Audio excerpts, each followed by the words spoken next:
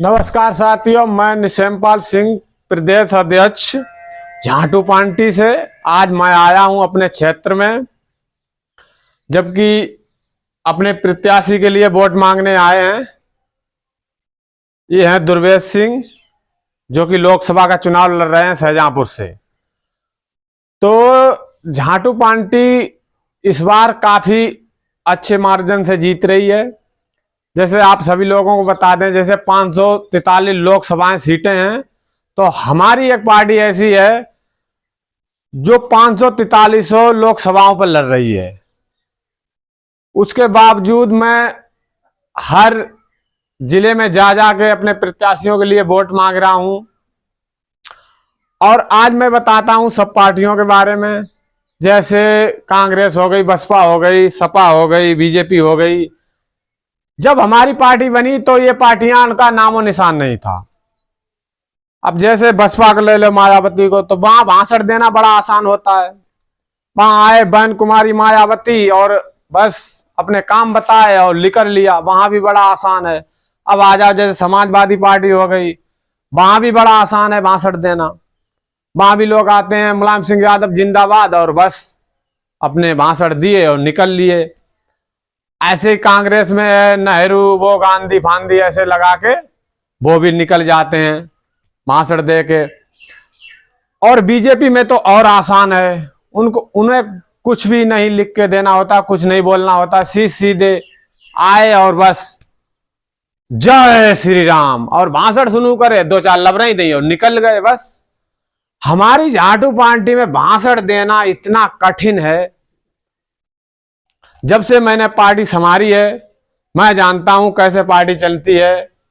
अभी हमने अपने प्रत्याशी उतारे हैं, जैसे आंवला से, बरेली से, तो हमारे प्रत्याशी को बहुत काफी अच्छे मार्जिन से वोट पड़े हैं।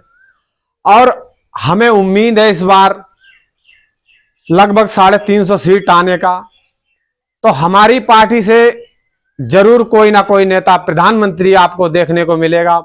अब हम आए हैं जिले शाहजहांपुर में, जहां 13 को चुनाव होना है। उधर मीटिंगें हो गई, उधर चुनाव भी हो गया है। तो अब आज मैं शाहजहांपुर में आया हूं और अपने लोकसभा प्रत्याशी के लिए वोट मांग रहा हूं। हमारी पार्टी की स्थापना हुई थी 1818 में। जब पार्टी की स्थापना करी 1818 में, तब इस पार्टी के अध्यक्ष थे बिजहूकन सिंह। तो बिजहूकन सिंह ने इस पार्टी की स्थापना करी, तो उनने अंग्रेजों से काफी लोहा लिया और बड़ा समस्याएं उन्हें झेलनी पड़ी। उसके बाद पार्टी बढ़ती रही। 1857 में जब क्रांति हुई, तो बिजहूकन सिंह इसी पार्टी के अध्यक्ष थे। तो एक सैनिक था जिसका नाम था हुकन सिंह, उसने एक अंग्रेज के भाला हुक दिया था। उसी समय वहां मेरठ में विद्रोह शुरू हो गया। अब विद्रोह शुरू हो गया, पार्टी के जो नेता थे वो पकड़ गए।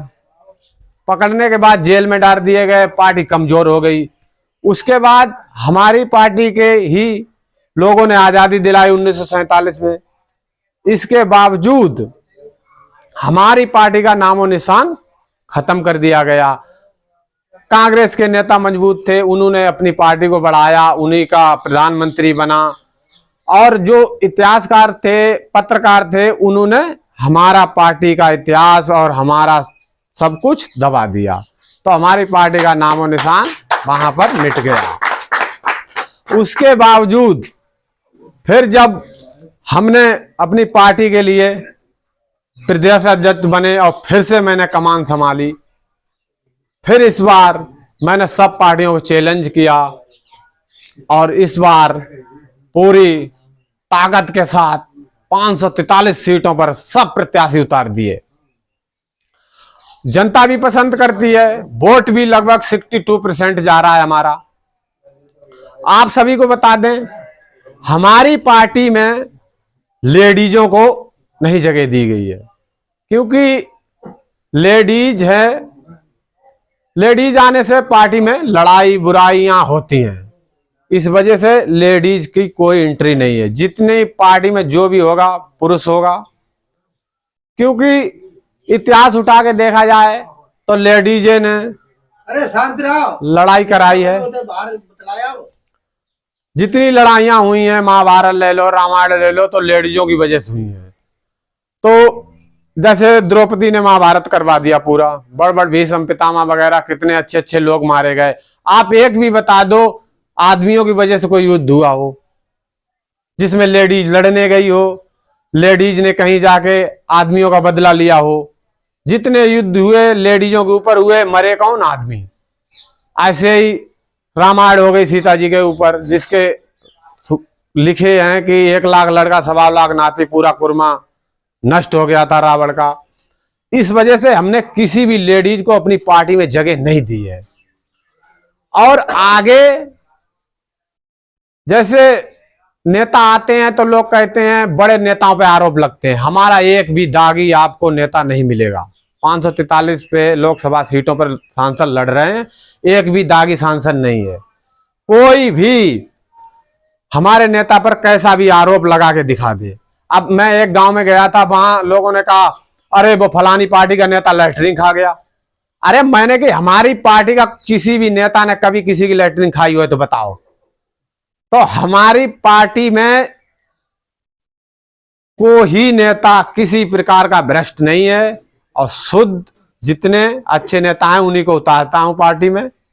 अब आपको हम अपनी पार्टी के जैसे काम गिनाते हैं, जैसे फतेहगंज वाला रेलवे स्टेशन हो गया, वहां जो आगे फाटक पड़ती थी वहां बड़ी बड़ी लंबी जाम लग जाती थी। किसी भी नेता किसी पार्टी ने वहां पर ओवरब्रिज नहीं बनवाया। हमारे पास फिर मैंने देखी जनता की समस्या, फिर वहां पर मैंने ओवरब्रिज बनवा दिया। ऐसे सैटेलाइट पर एक ओवरब्रिज बनवा दिया, कुतुब खाने पे बनवा दिया। और ये बैठे हमारे नेता, इनको मैंने लगा के रखा है। कहीं भी किसी को दुख नहीं होना चाहिए। गली की इज्जत तो हमारी इज्जत, हमारी इज्जत तो गली की इज्जत। हम खरंजा उखड़ा के सीसी करवा देंगे, ये वादा करके जाते हैं। और हमारा नेता कैसा हो, हमारा नेता कैसा हो, बस मालिक विराम देते हैं। नमस्कार।